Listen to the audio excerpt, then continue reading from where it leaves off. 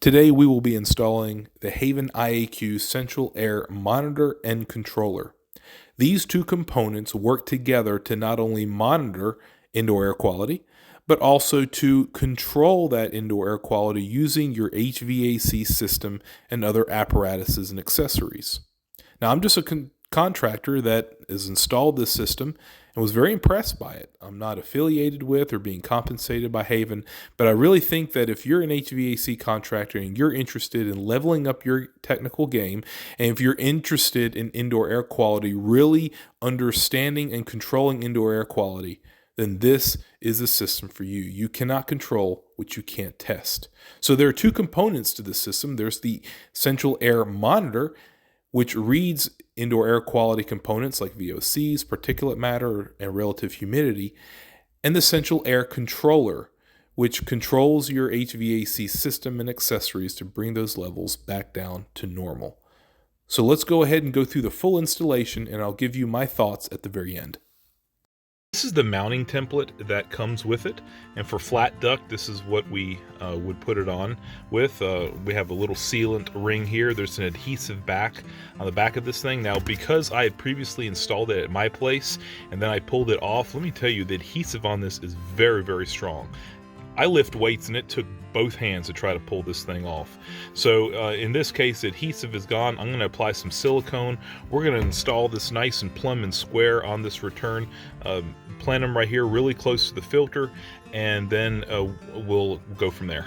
This is the first project that we'll be employing the Haven by ZOA Central Air Monitor and Central Air Controller. In the event of high particulate matter or a lot of dust in the air, or high VOCs, or even high humidity, this sensor is going to pick that up and it's going to talk to the Central Air Controller that will energize various indoor air quality processes that we've installed in the system. Well, let's talk about the IAQ devices that we are employing to better our indoor air quality. The first thing we're going to start with is the air handling equipment. This is a Bryant gas furnace, and it moves air. That's pretty much its job. But then we move over here to a MERV 11 Honeywell 4-inch media filter. Of course, that's going to be cleaning up the air.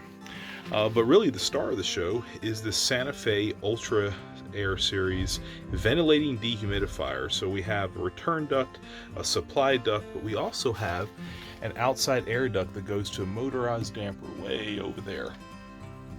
So really, this device is going to be able to bring in fresh air. It's going to be wired so that the blower inside of it runs all the time. So it's constantly sampling air. It's constantly cleaning up the air with the built-in MERV 13 filter. And then our Haven devices are going to be the ones that control the outside air damper. And it's also going to control the dehumidification circuit in there. And it's also going to be controlling the main blower here so that we can use this MERV 11 filter to clean up the air in the event of high particulate matter. Well, now that we've installed the Haven system along with the controller, it is now time to use the app to get it hooked up, started up, and get our customer connected to it.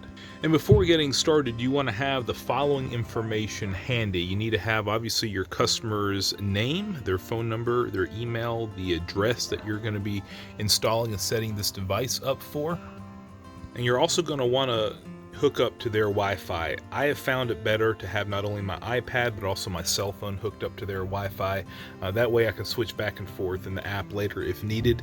So you want to be logged into their Wi-Fi on at least one device, maybe two, just to be certain. So the first thing we're going to do is download the Haven app with our app store. I'm not going to walk you through how to do that because if you own a smartphone, you should be able to do that already. Once you download the app and you start an account or you sign into your existing account, now you're going to slide through and see this screen. So we're going to connect a new device and we're going to hit start. Once you've finished entering in all the homeowner information, you're next going to select what kind of device that you're putting in. We're first going to do the monitor and then we'll come back and do the controller. And we're going to go through the next process here.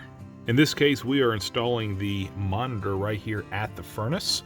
So that's considered a central air handler. Some other choices here are ERV or something else. It's possible we could have entered this or installed this system maybe with the ventilating DHU that's on the job. In this case, it's a central air handler, and it does both heating and cooling. So everything's pretty easy, pretty self-explanatory so far, no issues. All right, so the next thing that it is doing is searching for the monitor. And it's going to need Bluetooth for this. So obviously your device needs to have Bluetooth turned on, and it has found the monitor. So we'll hit next. We're going to turn on the air handler fan, which we have done because we're running heat. And now we're going to insert the probe. Now this is interesting because we're going to insert it parallel to expected airflow, but then we're going to kind of rotate this this device a little bit so that we get the optimum airflow. Okay, so do you see that little notch right there? Right now, that notch is lined up with the letter C. And so that's going to take a reading. When we hit the C timer, it's going to take a reading on that C level, and then we'll do it for B and for A. And we're going to see what angle is the best angle to finally affix this monitor to the duct. So now that we got the monitor in position, we're going to start the timer and hold the device in place to gather the first airflow reading. So here's how we do it. All right, so we are timing down in the C position. Now it's going to tell us to rotate it to the next position, which is going to be B. So again, we're going to do that. We're going to take this notch and we're going to rotate it until we're lined up with B. And we're going to do this all over again.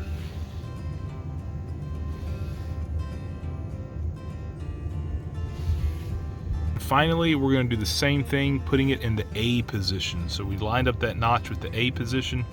It's going to time down. At the end of this test, it's going to tell us where to actually affix, what position to fix this monitor to. And according to what it's telling us to fix it to A. All right, so now that the monitor is fixed in a position that is really optimal for airflow, the next step is to select your Wi-Fi network. So we're going to take care of that and we'll move on to the next step, and we'll show you that. The next screen is asking what area this is serving. This is serving the whole house. This is a 2-zone system, serves upstairs and downstairs, and the total square footage of the home is around 3250. So you're going to enter in, of course, the closest number that corresponds to your home's information. All right, next screen is where is this located? In this case, of course, it's in the return, which is the preferable place to install the monitor. And we've got a rectangular return duct. It's made out of metal. Of course, there's some different choices here for other type of duct material like duct board. And then you want to put your duct dimensions in there because this monitor is going to be reading velocity. Next is what kind of filter and what size filter you have in there. This is the kind of filter we put in. We put in a MERV 11 4-inch filter. It's a 20 by 25 matched up with this 3-ton unit. So we've got that entered in, and we can go next to the next screen. All right, there's a few more questions that we need to answer on the next screen about any other IAQ devices. We do not have an ionizer on here. We don't have a humidifier. We do have a ventilating dehumidifier. We do have a media air cleaner. We don't have any UV lights, so you want to make sure that you're accurate in that setup and move on to the next step. So here's where having all that customer information ready to go is going to help you, because we're going to have to set up this customer's account for them. So we're going to need their address, their email address, their cell phone, and some other information. Next screen is zone. So this is a 2-zone system. We have 1 zone per floor, and we'll hit 2 and go to next. So this next step is really important, especially if you are installing it in an existing home, an older home with older equipment, older ducts, and may have dust and debris. In this case, we don't have any dust and debris. I've checked it. This is a brand new home, and a lot of care was taken to make sure that we would not have dust and debris in the ducts. You should know, if you're a technician, whether or not the equipment you're working on has an ECM or a permanent split capacitor blower motor. Essentially, if you have a capacitor, it's a PSC motor. If you don't have a capacitor, it's probably an ECM. Any new furnace that's been installed in the last few years will have an ECM because the law required it here in the United States as of a couple years ago. But again, if you're installing an older piece of equipment, you need to make sure. So pop the cover off, see what kind of blower you have, and go accordingly. Next step is what what kind of controls you have. This is a 24-volt system, not a communicating system, but again, if you're a technician, you should know what kind of system you're working on before you set this system up. Okay, this next one's a little tricky. You got to think about the outside air that's being ducted in this house. Now, maybe you're in an existing home and you don't have any outside air. I would say that if you are installing a Haven system with a monitor, with a controller, you need to have some kind of outside air option. Now in this case we don't have an HRV or ERV. Now I'm having a little trouble deciding whether I'm going to click standalone makeup air or outdoor air ducted into the HVAC system, because I have a ventilating dehumidifier, so it's a little bit of both. So we're just going to pick one, and maybe a little bit later on I'll contact ZOA and just see if I made the right choice. Alright, so at the end of the installation we want to see all check marks. In this case we do. Everything's, as far as a monitor is concerned, it's working correctly. So we're going to hit the finish and see what happens next. Alright, so now it's time to hook up the central air controller, similar to the way the air monitor was hooked up. By the way, when I set up this customer's information, I accidentally mistyped her email address, and so it was not finding her when I came back for the controller and typed in her correct email address. This is something that I had to call tech support for. So just wanted to give you a little tip. If for some reason you need to make a change to the customer details, name, phone number, email, anything like that, it looks like you're going to need to call tech support. So, but they were very helpful. I spoke to Graham there. We talked about Ireland. He's from Ireland. We visited there in 2017. Great guy. So everybody at ZOA has just been incredibly helpful and nice anytime I've ever contacted them. The controller has a power input, which takes 24 volts, and then it has two different terminal inputs. It looks like we're going to set up terminal number 1, which is going to be our blower. So in the event of high VOCs or high particulate matter content, our blower and our outside air damper are going to open, and so those are being controlled off of terminal 1. So let's go ahead and set that up now. So there we go. We've powered up our central air controller, and I've also jumped 24 volts to output number 1. Now this controller, the two outputs act as dry contacts, so you're going to need to feed one of them with 24 volts. If you've got two different devices that produce 24 volts like I do, I have a furnace that has its own transformer and a ventilating dehu that has its own transformer. You got to be careful not to twin those, or else you could really run into some problems. So in this case, output 1 is going to drive my G terminal, my furnace, to ventilate the house, as well as an outside air damper. So because I'm powering the controller with 24 volts from the furnace, that's why I've jumped that red wire over to output number 1, because that's going to end up powering up my G terminal of my furnace. So that shares the same transformer. Because we are controlling the central air handler, or the G terminal of our blower, it says that a schedule is required, because every so often we need to turn on the blower to sample the air. And so that's just telling us that we need to run it on for 20 minutes an hour to sample the air. So regardless, we're going to be running 20 minutes of airflow an hour, and if we need to run longer to pass more air through our media filter, then it'll do that. Okay, so the next screen is when we're actually going to start ventilating the house. In this case, I would like for my blower to come on and start pulling in outside air. So both of those devices are going to come on when my total VOCs are above the fair range, and then it'll turn it back off when it's in the good range. So every 20 minutes the blower is going to come on anyway to sample the air, and then if it sees that the VOCs are anywhere fair or bad, then it's going to keep the blower on. It's going to keep the outside air running, and then it'll turn both of those back off once those levels get back down to normal. Now it's time to set up terminal 2, which is our dehumidifier, which is located right here, right next to our furnace. This dehumidifier, of course, is going to dry the air out, and that is where our outside air damper is located. Of course, the outside air damper will come on with the HVAC unit, but it'll be physically pulled in by the ventilating dehumidifier.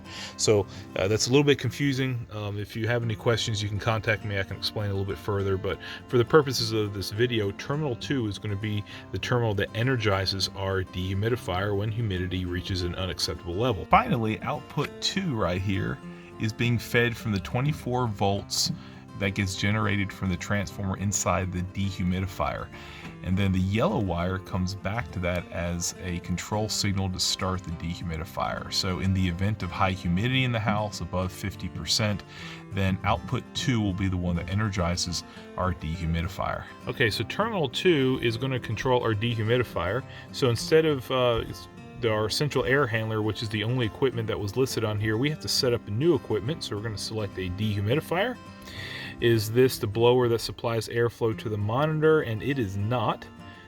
The blower that supplies airflow to the monitor is our central air handler equipment. So the dehumidifier does not supply airflow to the monitor. And now we're going to hit next. So here are the preset ranges for the automation in humidity control. Now we're dealing with a dehumidifier, so really if our humidity drops below 30%, that is not something that we're going to be controlling with this installation. But if our humidity goes above 60%, that's when we're going to automatically turn on our dehumidifier. So now that we're connected to our central air controller, it's now time to make sure that these relays are working. So we're going to begin a test of terminal 1. So when I hit this begin test, we should see that our air handler turns on and our outside air damper turns on. The test is only 15 seconds long, so you've got to be ready to move quickly, but our blower did come on, so that part is working correctly. I'm going to now retest and scurry over to my outside air damper and make sure that it's turning on right now. Alright, so now it's time to begin our test for our dehumidifier, which is controlled by terminal 2. So when I hit begin test, it's going to test it for 15 seconds, and what we're looking for is the sound of the compressor coming on for the dehumidifier. So we're going to begin the test right now. And as you can hear, maybe the dehumidifier did come on for a few seconds. That's just a test, it doesn't stay on for very long. And now we have assurance that terminal 2 is controlling our dehumidifier. Finally, we're going to enter in the customer's Wi-Fi information once again, so that now the monitor and the controller are both hooked up to their Wi-Fi, and they'll be able to use the app to monitor what's going on at a little bit lower level. They don't get all the information that the contractor gets, but at least they can tell what's going on in their own home. Alright, so our Zoa Haven Central Air Controller and our Central Air Monitor are both installed and they are working. We've done a video about how to install them correctly. And now we're going to take a look at the contractor portal so that we can see what we're going to look at as contractors as we monitor these customers' indoor air quality. So let's fast forward a few months. This system has been in place for around 3 months, and we're going to log into the contractor portal, which is a browser-based tool. You're not going to use the app to use a contractor portal. Now by this time you would have already have created an account and have gone through all the training. And now this portal allows you to look at what the monitor has been seeing and to look at what the controller's been doing as well. This is a live look-in on what the central air monitor and controller are doing right now. Now at this moment in time that I took the screenshot, this is the 20-minute period in between times when the blower energizes to sample the air. So there's nothing to read. The blower is inactive. But we can also look at history to see what has been going on for the last hour, week, several weeks, even several months to see what the history of our indoor air quality is. And let's look at that next. As you can see, over the last month, our VOCs and our particulate matter have gone up and down, and so has our indoor relative humidity. The time period that we're looking at is the last month, so it would have been mostly in the month of February, which is actually a very dry month here. But because this house is so airtight, all the humidity that's generated by people living and breathing in that house stays in the house. That's why we have to ventilate the house and have a dehumidifier even in the wintertime. There was actually a few times in the dead of winter when our dehumidifier came on because it needed to. And of course, you can see the spikes in the indoor air quality. This can happen when the family was cooking, whether the kids were playing, whether maybe they were using some chemicals, some essential oils. It also could have been while they were playing with the dog and fur and dander was being spread around. All kinds of things happen to our indoor air quality in the process of us living in our homes. And that's why we need this system to measure it and to control it when those events spike and cause bad indoor air quality. So over a month's time, we've seen the spike, but then we see our system take it right back down to normal. It just begs the question, what would it look like if we didn't have this system installed? Finally, it's time to approach our customer and get their information and get them set up on the ZOA app, where they can look at the limited amount of information that's available to them, but it also send them indoor air quality reports and alerts, which could trigger a service call or other support work by us, the contractor. So again, it's only good if you let the customer use it and see the benefits of it. So make sure after the installation you check the portal, make sure your side's working good, and then get the app hooked up with your customer, get their information set up, help them get it on their device, help them see the benefits of having this great technology in the palm of their hand. So let me talk about some lessons learned here. I was under the impression when I got this kit that I would be able to control my ventilation and my dehumidification with one controller. And you can do that, but you've got to pick what ventilation criteria that you're going to control off of. I was under the impression that I could turn on my ventilation with either high PM 2.5 or high VOCs. You can only do one per terminal. And since I had to dedicate one terminal completely for my dehumidifier, that only left one other terminal for my ventilation. Now, I wanted to be able to turn on ventilation if PM 2.5 got high or if VOCs got high. To do that, plus have dehumidification controlled by the Haven, then I would need to have piggybacked another central air controller, which is not a big deal. It's just something else that we have to add to the job later or put in our cost. The other option that I have is to take away dehumidification from the Haven and to have some other on-site dehumidification control, either using the Ecobee thermostats or something else like that to control dehumidification. And that would free up that terminal to be able to look at the other piece of indoor air quality criteria other than VOCs. I could do VOCs or high PM 2.5 because I have two free terminals now. But because I was using one terminal for my humidity control that only left one other terminal for ventilation, I had to choose between PM 2.5 or VOCs. In this case, I chose VOCs because this is especially a brand new home. We've got some varnishes, we've got some other concerns here. But later on, if we wanted to change it to control off of PM 2.5, we could do that with just a few taps on our device, and we could repurpose that terminal. So in the end, my opinion about this product is very positive. You can't control what you can't measure. Prior to this product, there was really never a time when an HVAC contractor could measure indoor air quality accurately, have a live look in and see what it's doing at that moment over a period of time even, and then be able to control it until now. All this time we've been making recommendations based on guesswork. Now we have the ability to make recommendations based on readings. Just remember that prescription without diagnosis is malpractice. Now we have the ability to measure indoor air quality and then control it. So I recommend, if you're an HVAC contractor that's progressive, that's interested in bettering your knowledge, bettering your game, standing apart from other contractors that don't care about this sort of thing, if you're interested in the science, then employ this, use it. The sales will follow. Thanks for watching. I hope you learned something. If you have any questions, please message me or comment below. And as always, be safe.